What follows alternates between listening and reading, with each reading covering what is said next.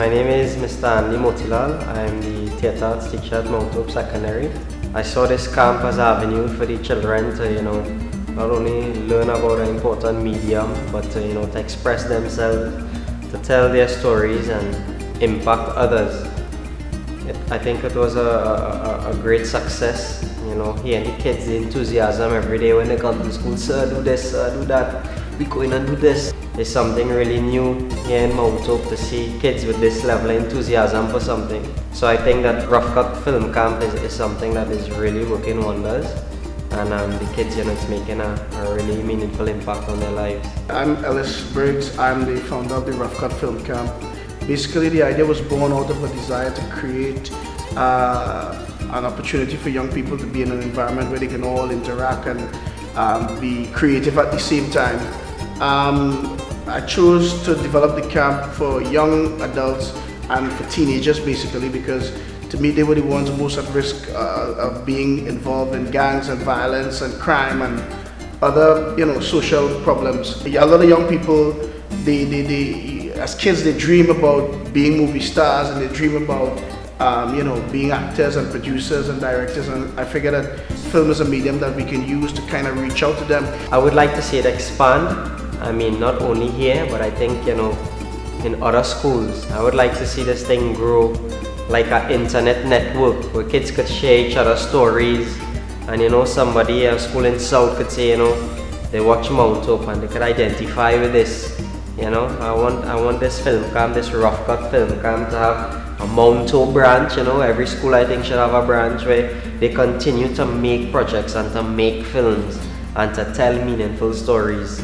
Because I think you could really touch a lot of lives through this medium and through this type of project. You'll be surprised to know that how disconnected from our world they are, and so much so that they've created one of their own. I know it sounds like something from a science fiction novel or but it's very true, and they've disconnected from our world. They don't see themselves as belonging to what we have created and calling ours. And that's why you hear them talk the way they do, and you can never understand when they talk because they speak in a slang so that we would not be able to get into their world. So we wouldn't be able to understand what they're saying. And you cannot fix somebody if you can't reach them. And a lot of times they're not able to reach young people because they don't understand their life's world. So you can have all your social programs and your this and your that, but you have to be able to get into their life's world to be able to understand what's going on with them, and then you're able to reach them. I would tell parents that, yes, sometimes you're fearful about certain things, you don't want your kids in the public eye, but anything you do in life is a risk. And sometimes, you do a film and you say, oh gosh, my child on TV, and people go say my child this and that. But if somebody doesn't do it, nobody could learn and get a message. And the most important thing at the end of the day is that these kids, they put their heart, their mind and their body, soul into something that is meaningful, that is going to send a meaningful message. So yes, parents, any parent would have concerns about, seeing the child on TV and what my child doing and what they say. But parents need to realize that this is the 21st century. And for those parents who still think that the children living in a bottle, they need to wake up and smell the coffee. And a camp like this can only augur well for their development. The goal of this camp is not to try to save all the kids who try to bagel, but if I can save one child at a time from becoming a delinquent, a criminal, or a statistic, then I feel that I've done something that is positive. It's a start. And we have made a start as ordinary citizens, ordinary individuals. We have basically come into the community and we have put hundreds of thousands of dollars worth of equipment on the line just to try to give these young people an opportunity to try to do something other than go down the path that they're going. And if we can do that as individuals, I think governments and other corporate bodies could decide, well, they might be interested in getting involved in something like this. It doesn't have to be this program, but similar programs, that will help to get young people on a more positive footing. I play the doctor in one of the scenes where the character Marcus comes to see if he gets gonorrhea, and I was grateful for the opportunity to transcend a meaningful message, because a lot of kids out there, they're going wrong, and whom they're sleeping with or what they're doing, and they don't really know, the kind of dangers they are out there. They just think things are fun and games. So I was grateful for the opportunity to try and, impart some knowledge to these kids, and hopefully, we can touch some lives, and, Rough Cut Film Camp could continue to grow and expand and go from strength to strength. My idea really for this program is not for it to be, a one-off situation where we come in a school or we go in a community center for a month and just, run a camp there and we leave. The idea with this is that we, as responsible citizens, we have to think a little more holistic than that. We have to think a little more long-term than that. There has to be sustainable development. You have the film company, and you have a number of other agencies who are saying that the film industry has to be one of those industries that we develop. And I'm saying these kids are as creative as anybody else in Trinidad. They have some wonderful ideas. You sit down with them for a day, you would be surprised at the kind of ideas you would have for stories and for film.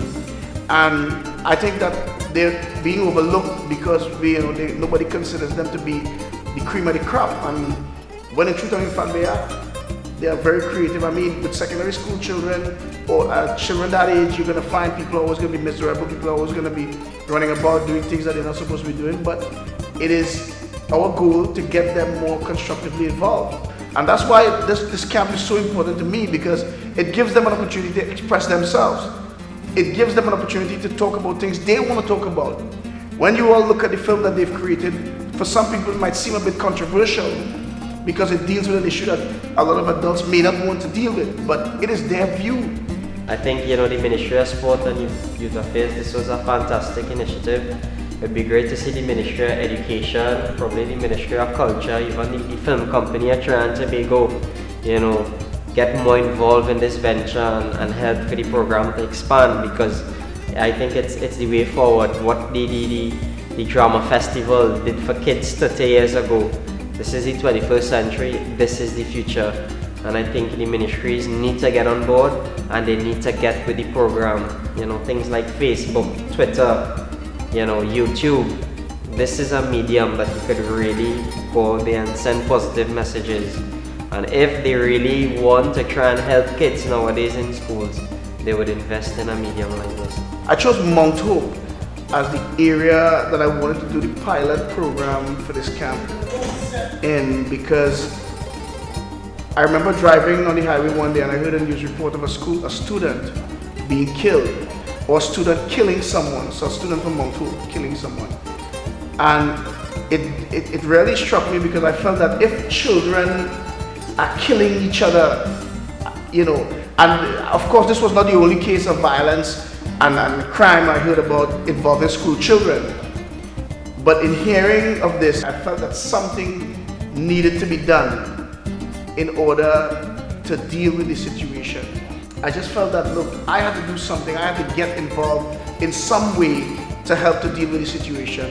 And I don't know if this program is going to end crime in the Mount Hope vicinity. I doubt it's going to completely end crime, but I think it's going to get some young person who might have been considering going down a road, or who might have already gone down a road of violence and crime or delinquent behavior, to get something that they might be passionate about and decide, well, you know what, maybe I might spend more time dealing with this.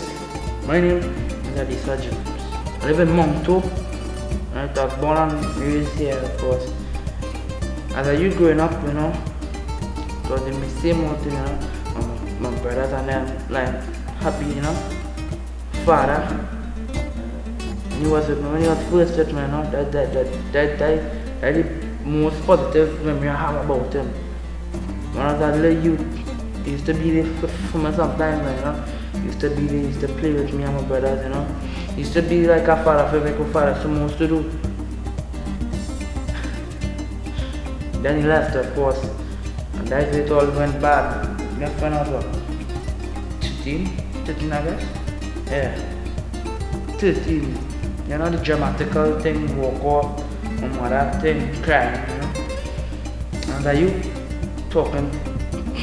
Yeah, no, it didn't do good for me, of course, Just being my most, I personally think amongst all my brothers, I take it the worst, because my father was like king. Like nothing could have come in front of me and my father, you know. And it hurt me to see when he leaves me. And not only that, he leaves me, and from when he leaves, it's like a just went loose. He started doing all kind of shit. The area I live in, it's the most easiest thing to get in trouble. You wake up, you walk outside, you can get in trouble. Drugs, alcohol, weapons is the easiest thing to get. If it didn't have this, I might have been 2 things, dead or in jail. You know, because I should have been there, done that, and not police thing.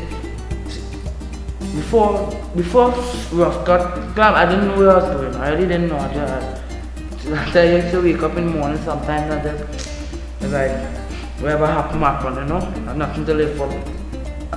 Nothing to live for, you know. This was like the you know. There's 2 main things I was missing in my life. My father, I figure I'm alive. Somebody to love and show compassion, and friends. Right? Yeah. Is it friend, buddy? See what I hear now? My friend is more important to me than anybody. My father, even my big brother said, when I wake up in the morning, days where I just want to come here we have got film camp to see my friends and lime and film, you know. This is why this is that. This is what I would call home.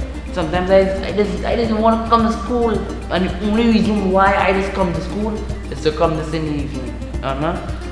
Best thing, best principal. Thank you for giving us the chance. You know, we are overboard, but thanks. You know, because helping a lot of us, home-wise, and you know, getting to socialize with just getting to come out and the whole is a good experience and I appreciate it. I learn how to respect my friends and my colleagues and all the people around, how to respect them. Right? I learn about the camera. That is mine. I'm a behavioural to the producer. Yes, I learn about that. I learn about the boom. I learn the 3-point line. I learn all the basics about this. Yes, I did. I'm proud to say today because this is the first thing I ever commit to something like this. You know, like I have to be here also. I let it know myself and I let it know my colleagues. See, for all the youths out there are watching this, listen to me. You have a gift. It's up to you to find it, you know, and you will know when you find it. And when you do, embrace it. Don't let nobody hold it down. We the future. It's up to me, myself, and all the youths out there. I figure this is what I do. You know, pursue this because it makes me happy. It makes me feel like I want it amongst my friends. And if I can get this, I feel I got a good feeling that in the future I will be alright.